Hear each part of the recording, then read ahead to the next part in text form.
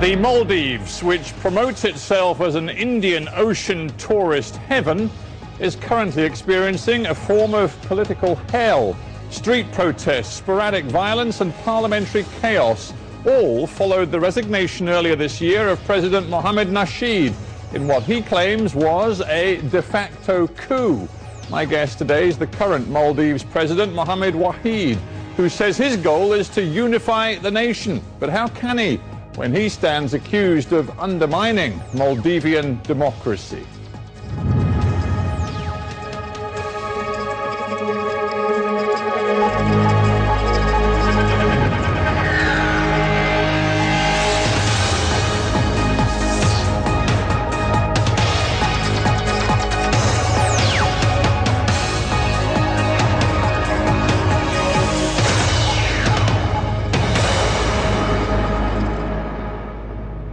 President Mohamed Waheed in the Maldivian capital, Male, welcome to Hard Talk. You said just the other day that things had changed for the better in your country. Given that we see protests on the streets, we see a bitterly divided country, and we see allegations that you are president because of a coup d'etat in the Maldives, I'm struggling to see how things are better inside your country. Please explain. We are hoping things will be better. We have an opportunity now to put democracy back on track and to do what is necessary to build democratic institutions in the country. We embarked on a democratic path many years ago, leading to the multi-party elections in 2008. But since then, we have seen progressively undermining of our constitution and rule of law in the last 3 years. And what has led to this situation is partly the challenges that we have faced for democracy. So now it is a time, it is an opportunity for all political parties to reflect once again and to try to put democracy back on track. I am working with all political parties, and I have invited Mr. Nasheed's party also to join and to work together. I have now put together a multi-party cabinet. I have invited MDP, which is Mr. Nasheed's party, also to join. So far he hasn't responded. But the kind of divisions that have been caused in Maldives politically have to be overcome through dialogue and not through violence on the street. Yes, well, so let's address some of these points, if we may. You talk about legitimacy, and you say that your country was deviating from the path of democracy over the last few years, 3 years, I think you said. Let me just quote to you some words given to the UN General Assembly last September. Quote, "My country, the Maldives, was a harbinger of the Arab awakening. I can report without exaggeration that Maldivians enjoy more freedom today than at any other point in their history." Do you know who said that just a few months ago? I probably said it. Yeah, you said it. You said it. Now, how does that square? Yes, how does that square with you telling me that under President Nasheed the country was deviating from the democratic path? I'll give you an example. One of the basic freedoms that we enjoyed in Maldives is the freedom from arbitrary arrest and the freedom from fear. That's one of the biggest achievements in democracy. But what you have seen in Maldives in the last few months and so on is an eroding of those freedoms and leading to, as you very well know, the military being ordered to take a serving judge from his home, from his bed, and disappearing. And this is the kind of incidents that completely undermines our certainty in that we have some sense of assurance that we have freedom from arbitrary arrest and disappearance. And you, hang on, well, you feel, obviously, former President Nasheed argues about the case of this Chief Justice from the Criminal Court, but even if we accept what you've just said about his arbitrary detention, you think that is justification for a coup d'etat, do you? There was no coup in Maldives.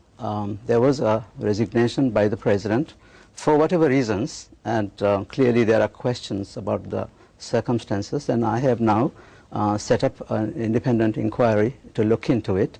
But our Constitution is very similar to the United States Constitution. For whatever reason, when the President is unable to continue, either through resignation or any other means, then the serving Vice President is required under the Constitution to swear in.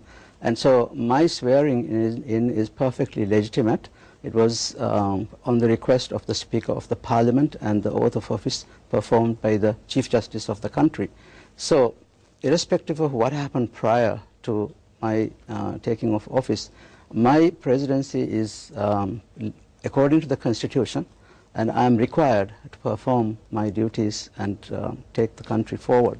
Well, let me quote to you, if I may, the words of your own brother, Naushad Wahid, who served as a senior diplomat in the Maldivian High Commission here in London. He says that you, and he says he loves you, but he says you seized power in an illegal coup, which was both immoral and illegal. The words of your own brother. I love my brother too, but his loyalty is clearly with Mr. Nasheed. He was appointed there by Mr. Nasheed, so I can understand his sentiments, but he was very far away from the situation here. And if you also come to Maldives and see for yourself what's happening here, you will understand that there are maybe many reasons, many explanations to what happened here, including the fact that President Nasheed just simply lost it and he was unable to control the situation. But with all due respect, when you say your brother wasn't there, neither were you, frankly, in the room when, as former President Nasheed has described it to me, he had 3 military officers in front of him, he had a dozen and more military officers behind him, all of them delivering a message saying, if you do not resign now, we will resort to arms within 1 hour. That amounts to a coup d'etat, and you, by taking the job as president in his place, have been a collaborator in that. The President Nasheed should have, he resigned in front of live television and he had his cabinet behind him. He should have indicated, he should have said, I'm sorry, I'm being forced to resign. He could have said that. He didn't. He signed his letter by himself, and if he indicated even indirectly, then we would have gotten the message. I don't think he was forced. Clearly I wasn't there, and therefore I don't know all the details, but as I said, I have set up an inquiry commission. They'll find out what the real truth was. That commission will want to know whether it is indeed true, as has been reported in the Maldives, that you had late-night meetings with prominent figures in the opposition directly before the so-called coup d'etat. Is it true? I have had meetings with many political leaders. As Vice President of the country, it is my responsibility to listen to what people have to say. This country was going through a very hard time with demonstrations every night.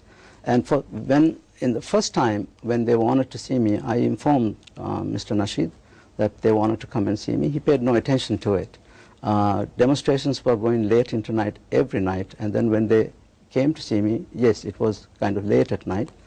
But I met them and I informed the cabinet and Mr. Nasheed about their meeting the next morning.